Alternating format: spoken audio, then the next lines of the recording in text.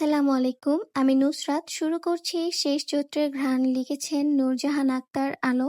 পর্ব ৮। তখন দুপুর ১টা ৩৫। শীতল আর কেয়ারা কলেজ থেকে বেরিয়ে ফুটপাত ধরে হাঁটছে। মুখ ভার দুজনেরই। ক্লাস করবে না বলে জারুল গাছের নিচে নিজেদের আড়াল করে বসেছিল, যাতে কেউ দেখতে না পায়, না খোঁজে। হঠাৎ করে এক স্যার সেখানে উপস্থিত হন। একের পর এক প্রশ্ন করতেই থাকেন। অতঃপর প্রশ্নের তোপে পড়ে তাদেরকে ক্লাসে যেতে হয়েছে এবং সবগুলো ক্লাসও করতে হয়েছে। মাথার উপরে চড়া রোদ, ভ্যাপসা গরম। এই রোদের মধ্যে না হেঁটে শীতল কেয়ারাকে বিদায় জানিয়ে রিকশায় উঠে বসল। অতঃপর চৌধুরী নিবাসের গেটের সামনে নেমে ভাড়া মিটিয়ে ভেতরে প্রবেশ করল।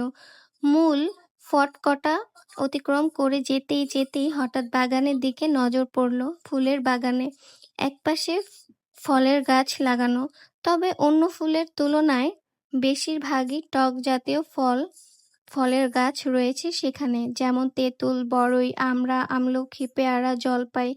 বলা বাহুল্য, বাড়ির মেয়ে বউরা যেসব ফল খেতে পছন্দ করে সেসব ফলের গাছ। এই কাজ করেছেন সারাফাত চৌধুরী নিজেই, যাতে বাড়ির মেয়েরা বউরা ইচ্ছে মতো ফল খেতে পারে। তাই উনি দেশি ১২ মাসি ফলের গাছ লাগিয়েছেন। বেশ কয়েকদিন হলো বাগানমুখও হওয়া হয় না শীতলের।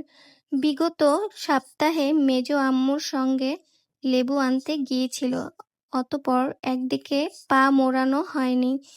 তাছাড়া শুদ্ধ বাড়ি থাকলে গাছ উঠোনে পারে না, উঠলে মারে, বকে, ধমকায়। মার খাওয়ার ভয়ে গাছে ওঠে না, নয়তো গাছের উঠে ফল পাড়তে একাই ১০০ সে। হঠাৎ কী ভেবে যেন সে বাগানের দিকে গেল। রোদে গরমে কলেজের ড্রেসে অবস্থা খারাপ, তবুও সেদিকে পাত্তা নেই তার। দুটো বিড়ালের মারামারি শব্দ শুনে সেদিকে পা বাড়িয়েছে। তার মায়ের শব্দ শুনে দুটো বিড়াল দুদিকে দৌড়ে পালিয়ে গেল। ফলে রেখে গেল সদগোটা পাখির দুটো ছানা। বেঁচে আছে ছানা দুটো, নড়ছে এখনো। সে ছানা দুটো দেখে হাতে তুলে আশেপাশে তাকিয়ে দেখল কোনো গাছের পাখির দুটো মায়ের বাসা বুঝে উঠতে পারল না। তবে মাথার উপর বড়ই গাছ দেখে বুঝল পাখির বাসা এখানেই হবে। সে কলাপাতা ছিঁড়ে পাখির ছানা দুটো রেখে পিছু সরে একটু আড়ালে লুকিয়ে রইল। মা পাখিটা কিচিরমিচির শব্দর হাজির হয়ে মুখে করে তার বাচ্চা দুটো নিয়ে চলে গেল। ভর দুপুরে ভালো একটা কাজ করে মনটাও ফুরফুরে হয়ে গেল। অতঃপর কি ভেবে গাছের দিকে তাকিয়ে ভাবল, অনেকদিন পেয়ারা মাখা খাওয়া হয় না। যেই ভাবা সেই কাজ। কাঁধের ব্যাগটা মাটিতে রেখে তরতর করে গাছে উঠে ডাসা ডাসা গোটা কয়েকটা পেয়ারা ছিঁড়ল। এদিক ওদিক তাকিয়ে গাছের ডালে বসে তৃপ্তি সহকারে খেল। পেটে ক্ষুধা থাকায় মনে হচ্ছিল পেয়ারা না যেন অমৃত খাচ্ছে। নিজেদের বাগানে তারা খাওয়ারও ভয় নেই, ধমকানোর সুযোগ নেই। যে ধমকানোর সে তো বাড়িতেই নেই, তাহলে কিসের ভয়? এসব ভেবে সে ইচ্ছে মতো দেখে দেখে বেছে বেছে পেয়ারা নামিয়ে নিচে নামলো। তারপর সেগুলো ব্যাগে পুরে চলল বাড়ির ভিতরে। গাছে উঠতে নামতে গিয়ে ড্রেসটা নষ্ট হয়ে গেছে। না ধুলেই নয়, তবে সে ধুবে না, কারণ এই বাহানায় আগামীকাল কলেজ মিস করবে। মনে মনে এমন দুষ্ট পরিকল্পনা এঁটে চেঁচিয়ে আম্মু আম্মু করে ডেকে ফুরফুরে মেজাজ ড্রয়িং রুমে পা রাখতেই থমকে দাঁড়িয়ে গেল। তার ডাক শুনে উপস্থিত কয়েক জোড়া চোখে দৃষ্টি তার দিকে নিস্তব্ধ। সে মুখ কাঁচুমাচু করে দ্রুত পা ফেলে রান্নাঘরের দিকে ছুটল। বিদেশিরা এখানে কেন? সে রান্নাঘরে গিয়ে মা চাচিদের ব্যস্ত হাতে খাবার রেডি করতে দেখে বুঝল তারা গেস্ট হয়ে এসেছে। তাদের জন্যই রান্না হয়েছে হরেক পদ বাঙালি আইটেম। রান্নাঘরের দরজায় তাকে দেখে সিরাত আস্তে করে বলল, এ কি অবস্থা তোর? কলেজ থেকে ফিরলি নাকি যুদ্ধ করে? এরা কারা মেজমা? শুদ্ধর গেস্ট। যা তাড়াতাড়ি ফ্রেশ হয়ে আয়। শুদ্ধর গেস্ট তার মস্তিষ্কে টোকা দিল, ঢোক দিল কয়েকবার। মস্ত বড় ডাইনিং টেবিল জুড়ে সিট দখল করে বসে আছে চেনা অচেনা মানুষজন। কথা বাড়ালো না। পরনের ড্রেসের হাল দেখে পেয়ারাগুলো রান্নাঘরে রেখে গুটি গুটি পায়ে এগোলো সিঁড়ির দিকে। এমনকি সিঁড়িতে উঠতে উঠতে ঘাড় ঘুরিয়ে পেছনে তাকিয়ে দেখতে দেখতে রেলিং ধরে উঠেছে। ভয় কাজ করছে। যার গেস্ট সে কি বাসায় এসেছে নাকি? যদি আসে তাহলে মার খাওয়া ফরজ হয়ে গেছে। আজকে মার খাওয়া থেকে কেউ বাঁচাতে পারবে না। আজ বুঝি আধমরা হতেই হবে। এসব ভাবতে ভাবতে সে দাঁত দিয়ে নখ খুঁটতে খুঁটতে সিঁড়ি পেরিয়ে শখের রুম বরাবর আসতেই দরজা খোলার শব্দ শুনল। শুদ্ধর রুমের দরজা খুলেছে দেখে সে তড়িঘড়ি করে লুকাতে গিয়েও শুদ্ধর মুখোমুখি পড়ে গেল। এভাবে তাকে দৌড়াতে দেখে শুদ্ধ ভ্রু কুঁচকে দাঁড়ালো। আপাদস্ত দেখে, বিশেষ করে ড্রেসের হাল দেখে শীতল চাহনি নিক্ষেপ করে বলল, গাছে উঠেছিলি? শীতল মুখ কাঁচুমাচু করে নত মস্তকে কেবল মৃদুভাবে মাথা নাড়ালো। শুদ্ধ কিছু বলল না, শুধু ভ্রু জোড়া কুঁচকে তাকিয়ে রইল। রোদে চোখ মুখের কি অবস্থা করেছে। ভর দুপুরে গাছে ওঠে কেউ? হাত পা ভাঙলে কি হতো? তাকে নিশ্চুপ দেখে শীতল আর চোখে একবার দেখে মিনমিন করে বলল, মগডাল থেকে বাবুই পাখির দুটো ছানা পড়ে গিয়েছিল। ছানা দুটো তুলে দিতে গিয়ে উঠেছিলাম, আর উঠব না। আপনি কখন এলেন শুদ্ধ ভাই? আপনার না দেরিতে ফেরার কথা ছিল? শোকেসে সাজানোর তবল করে ভুলে গেলে চলবে? তোর এত আগ্রহ দেখে দেরি করিনি, কাজকর্ম ফেলে চলে এসেছি। চল এবার শোকেসে সাজাবি আমায়। শীতলের মুখটা চুপসে গেল। সে চুপসানোর মুখ নিয়ে মায়া মায়া সুরে শেষ প্রচেষ্টায় নামল। এই মুহূর্তে মিষ্টি মিষ্টি কথায় যদি একবার পালিয়ে বাঁচতে পারে, ভুলেও রুমের দরজা খুলবে না। তবে তার কাছে শুদ্ধকে ঘায়েল করার একটা অস্ত্র আছে। হঠাৎ কোথা থেকে যেন অসীম সাহস উদয় হলো। সে মিষ্টি কথায় পটাতে না পারলে সে অস্ত্রটা কাজে লাগাবে বলে ভেবে নিল। অতঃপর সে বলল, মজা করে বলেছি, তাই আমি ক্ষমাপ্রার্থী। এরপরও যদি মারেন আমি কিন্তু বড় বাবাকে বলে দেব আপনি সিগারেট খান। এ কথা বলে শুদ্ধর চোখে চোখ রাখে তাকালো। তাকাতেই মনে হলো ভুল করে ফেললাম নাকি আরেকবার। ভয়ে বুকটা ধুরধুর করে কাঁপতে লাগলো। তবে তাকে অবাক করে দিয়ে শুদ্ধ পাল্টা জবাব দিল না, পাশ কাটিয়ে চলে গেল। শীতলের খুশি এবার দেখে কে? সে লাল ভর্তি হেসে শত্রুকে পরাজিত করায় খুশিতে নাচতে নাচতে গাইতে গাইতে তার রুমে চলে গেল। ভেবেও নিল এবার থেকে শুদ্ধ মারতে এলে এই হুমকিটাই দেবে সে। দেশিরা সাধারণত ঝাল খেতে পারে না। তাদের কথা মাথায় রেখে সব রান্না করা হয়েছে। সায়নও এসেছে সবার সঙ্গে আলাপ জমাতে। শুদ্ধ নিচে নেমে আগে মা চাচিদের যাওয়ার ইশারা করে নিজে সবাইকে তুলে খাওয়ানোর দায়িত্ব নিল। সিতারা চৌধুরী হাতে বাঙালি রান্না তৃপ্তি করে খেতে তারা বাহবা দিল। ছেলেদের খাওয়া শেষ হলে তারা সবাই ড্রয়িং রুমে সোফায় বসলো। শুদ্ধও খায়নি দেখে মা চাচিদের সঙ্গে খেতে বসলো। বোনরাও বসলো। শখ স্বর্ণ এতক্ষণ উপস্থিত ছিল। বাইরের কেউ এলে বাড়ির মেয়েদের বরাবরই তাদের সামনে ঘোরাঘোর। তারা এসে নিচে নামেনি। মায়ের ডাকে খেতে এসেছে। সবাই বসেছে কিন্তু শীতল নেই। একটু পরেও সে ফ্রেশ হতে খেতে এলো। শখ শীতলের দিকে দৃষ্টি নিক্ষেপ করে একটা ইশারা করল।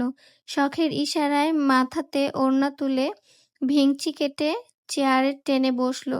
একটুকু ইশারা না করলে শীতলের সঙ্গে সঙ্গে বড় ভাইয়ের কাছে তাদেরও বকা খেতে হতো। সবাই খেতে খেতে টুকটাক গল্প করছে, তবে নিচু সুরে। সিতারা চৌধুরী ছেলের প্লেটে খাবার তুলে দিচ্ছে। হঠাৎ ব্যথা তোর শব্দ শুনে সবাই চোখ তুলে তাকালো শীতলের দিকে।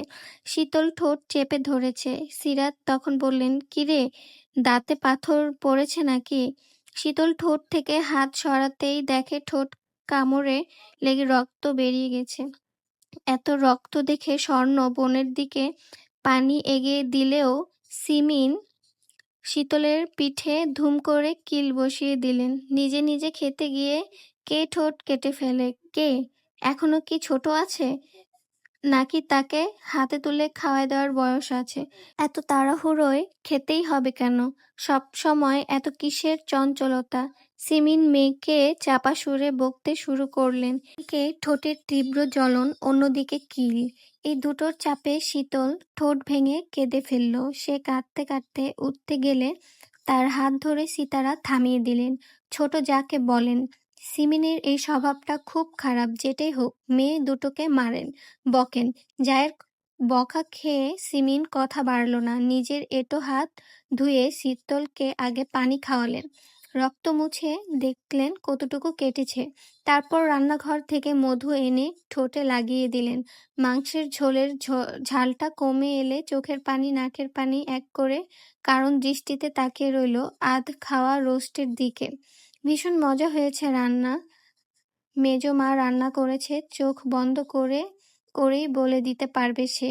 ইচ্ছে ছিল 3টে সাবার করার, কিন্তু কিছু খেতে পারেনি। কেবল 2 লোকমা ভাত মুখে পুড়েছিল।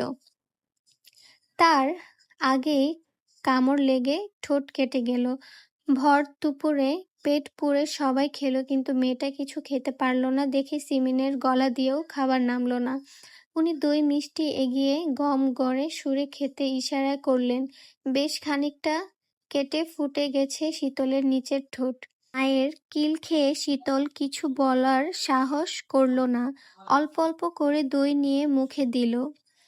স্বর্ণের ফোনটাও সেই তখন থেকে বেজেই চলেছে। সাইলেন্ট থাকায় ঘুমে বিভোর স্বর্ণ কিছুই টের পাচ্ছে না। এতবার কল করেও স্বর্ণকে না পেয়ে কেয়ারা এবার শখকে ফোন দিল। শখ কেয়ারার নাম্বার দেখে শীতলের হাতে ফোন ধরিয়ে দিয়ে নিজে পড়ায় মন দিল। শীতল ফোন কানে ধরে শখের রুম থেকে বেরিয়ে ধীরে পায়ে বেলকনির দিকে এলো। কেয়ারার নাক টেনে কান্নার শব্দ পেতেই সে ভুরু কুঁচকে জিজ্ঞেস করল, কিরে কাঁদছিস কেন? তোর ফ্যাচর ফ্যাচর কান্নার শব্দ শুনে কল করেছিস?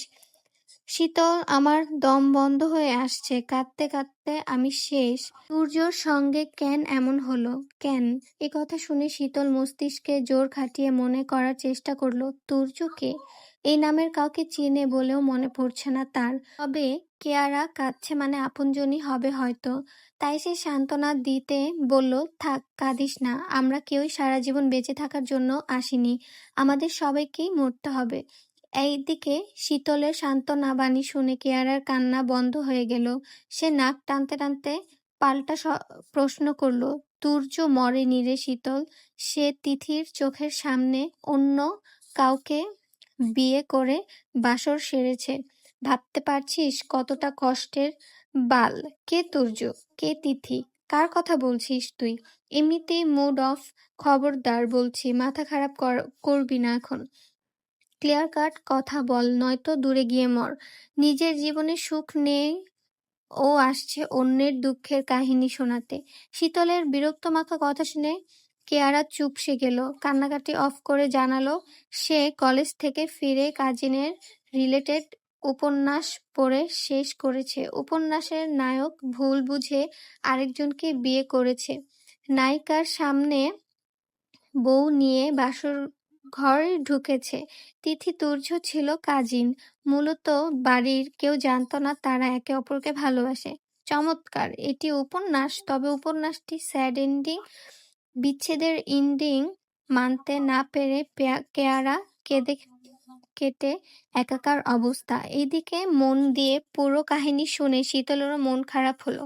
সে বলল, ওটা আমিও পড়বো, কাল দিয়ে যাস তো বইটা। আগামীকাল কলেজে যাবি? না, সকালের দিকে আম্মুর সঙ্গে ডাক্তারের কাছে যাব। আচ্ছা, তাহলে বিকেলে আমি তোর বাসায় যাব। শোন, তোর কাছে যতগুলো কাজিন রিলেটেড উপন্যাস আছে তুই সবগুলো নিয়ে আসবি। এই জনরার উপন্যাস খুব ভালো লাগে আমার। আচ্ছা। তারপর সে কথা বলে কল কেটে সামনে তাকালো। হঠাৎ তার মনে হলো সে ছাড়াও এখানে কেউ আছে। কিন্তু কে? কে তার কথা শুনছে লুকিয়ে লুকিয়ে? কি মনে করে সে পেছনে ঘুরতে দেখে একটু দূরে শুদ্ধ দাঁড়িয়ে আছে, চোখে শীতল চাহনি। যাহ, এখন কি হবে? কি করে বলবে সে যা ভাবছে আদৌ সেরকম কিছু নয়?